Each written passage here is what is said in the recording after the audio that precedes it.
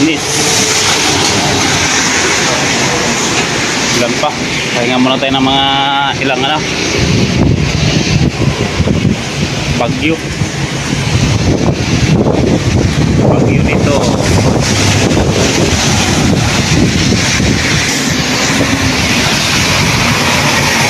Dito kami sa Gumaka, kaming dagat. Bagyo.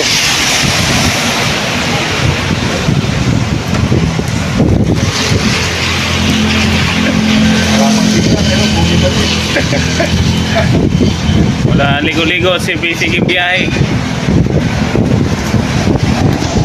Yeah guys, malakas ang alon dito.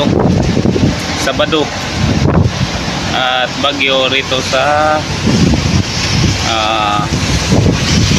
Atimunan ay Gumaka. Ayun ay may arkong isda. Pahinga ko muna kami at kumain kami ng tinulang yellowfin. Ulan guys, hindi mo nakasang ulan.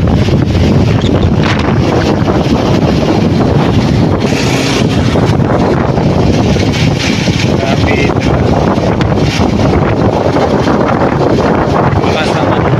Mga malaki bagyo ngayon.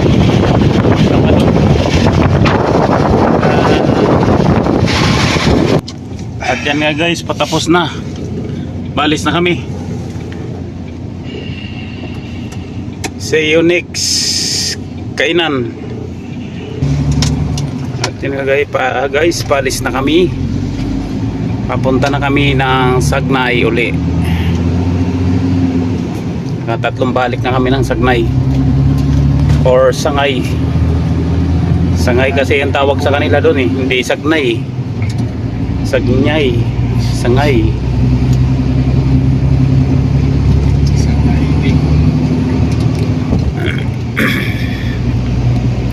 Bagyo na naman, bagyo.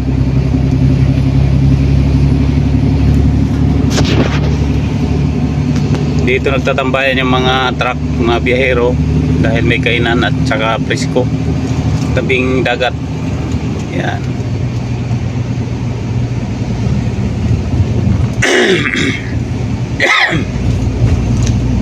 Maganda dito, magandang pagparkingan pala.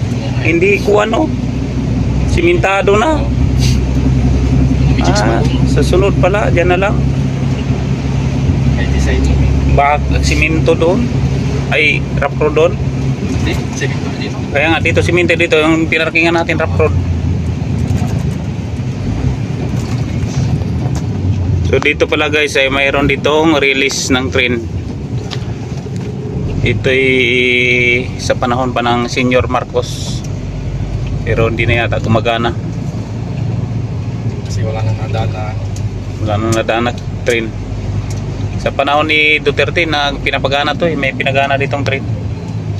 So natigil na naman. Release ng train. Punta roon. Bila. Ayan.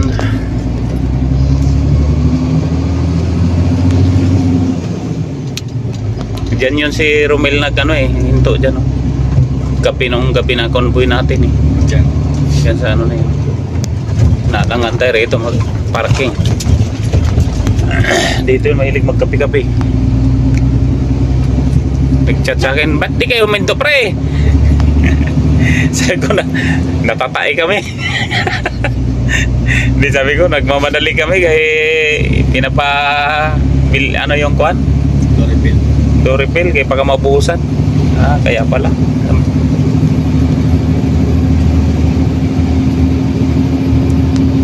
Ayan guys, papunta na kami ng bayan ng Gumaka. So hindi ko na tapusin video, hanggang dito na lang.